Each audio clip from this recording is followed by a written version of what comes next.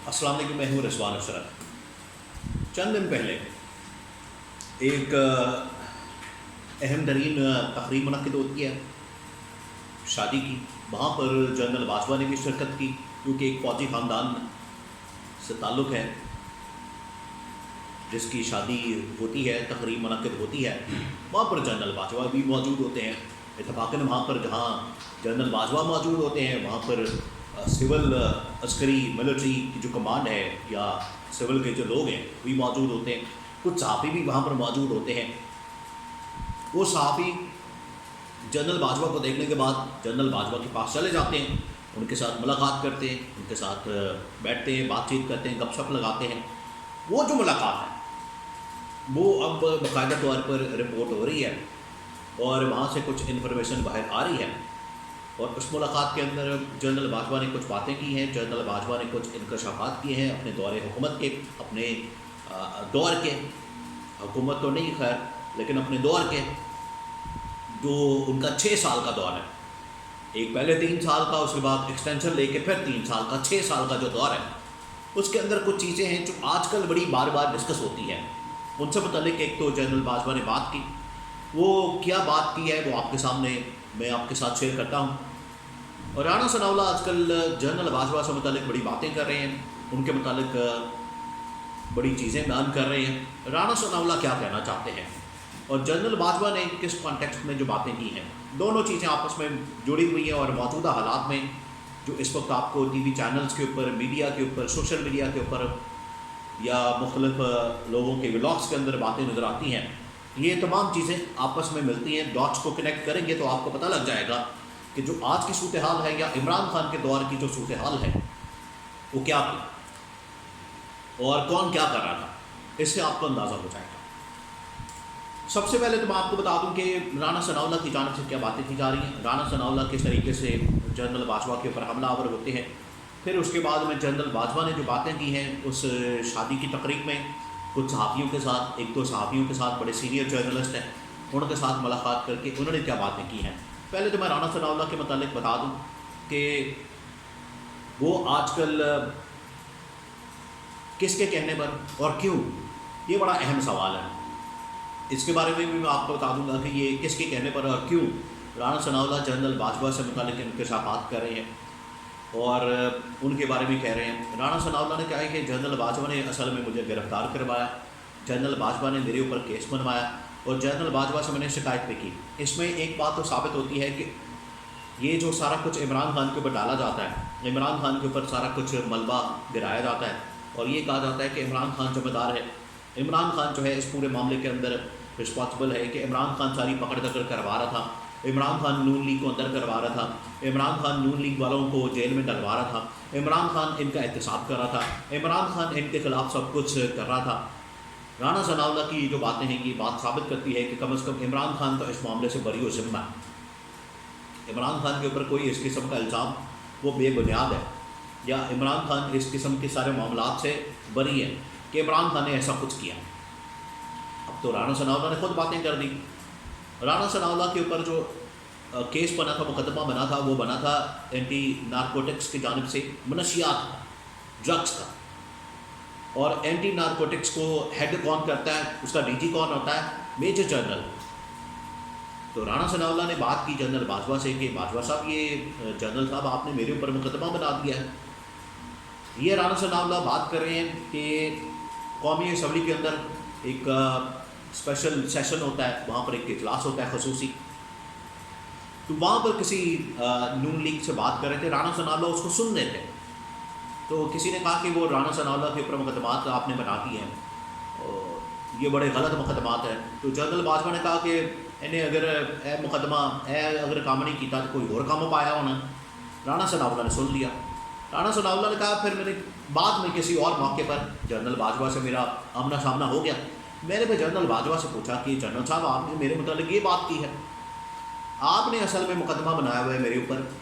یہ جو آدمی ہے میجر جنرل لیول کا وہ آپ کا ملٹری کا آدمی ہے، وہ آپ کی فورس کا آدمی ہے، اس نے میرے اوپر مقدمہ بنایا، تو اس کا مطلب ہے کہ وہ آپ کی اسی بات سے بنا ہوا ہے۔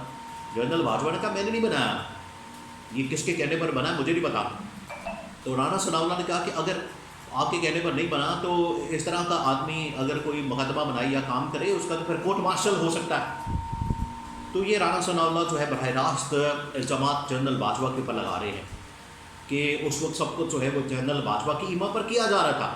جنرل باجوہ کر رہے تھے، جنرل باجوہ پیچھے سے ساری ڈوریاں چلا رہے تھے، جنرل باجوہ ساری چیزوں کو مینج کر رہے تھے، اور ان کے اوپر مقدمات، ان کے اوپر کیسز، ان کے اوپر سب کچھ بنایا جا رہا تھا نون لیگ والوں کا. اور آپ کو پتہ ہے کہ عمران خان کے دور میں نون لیگ کے اوپر جو کچھ ہو رہا تھا، کبھی شاہد کاکان عباسی اندر جا رہا ہے، کبھی مریم نواز، نواز شریف، مفتاح اسماعیل، رانا ثناء اللہ، احسن اقبال، خواجہ سعد رفیق، خواجہ سلمان رفیق، اور پتہ نہیں پوری ایک لمبے لسٹ ہے، حنیف عباسی وغیرہ. اور یہ سارا اس کا ملبہ گرایا جاتا تھا اس کے اوپر، عمران خان کے اوپر، خواجہ آصف وغیرہ سارا ملبہ گرایا جاتا تھا عمران خان کے اوپر کہ یہ عمران خان کر رہا ہے. لیکن رانا ثناء اللہ کی جو باتیں ہیں یہ ثابت کرتی ہیں کہ عمران خان کی جانب سے کسی قسم کی انتقامی کارروائی نہیں کی جا رہی تھی. ہاں، ان کے دور میں یہ جو اس وقت پی ڈی ایم کی گورنمنٹ آئی پچھلے 18-20 مہینے میں، اور اب جو ہے حکومت اس وقت نون لیگ کی، شہباز شریف کی، پہلے بھی شہباز شریف کی تھی، اب بھی شہباز شریف کی ہے،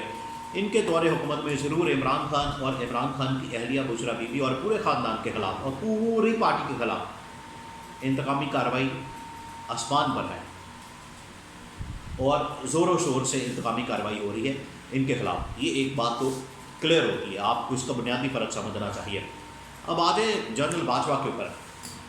جنرل باجوہ نے کیا باتیں کی ہیں؟ جنرل باجوہ نے بڑی حیران کن طور پر یہاں پر جس طریقے سے چیزوں کو ایکسپلین کیا ہے وہ بڑا حیران کن ہے. جنرل باجوہ نے کہا کہ میں خدا کی قسم کھا کر کہتا ہوں، یہ جنرل باجوہ کے الفاظ جو رپورٹ ہوئے ہیں صحافیوں کے ذریعے سے، کہ میں خدا کی قسم کھا کر کہتا ہوں. پھر انہوں نے اپنی جیب سے ایک چھوٹا سا قرآن بھی نکال لیا. جنرل باجوہ نے کہا کہ میں قرآن کے اوپر ہاتھ رکھ کر کہتا ہوں، اور میں آخرکار جواب دہ ہونا ہے روز قیامت، میں نے بھی جانا ہے یہاں سے دنیا سے، مجھے ڈر اور خوف ہے. یہ جنرل باجوہ نے پہلے باتیں کی،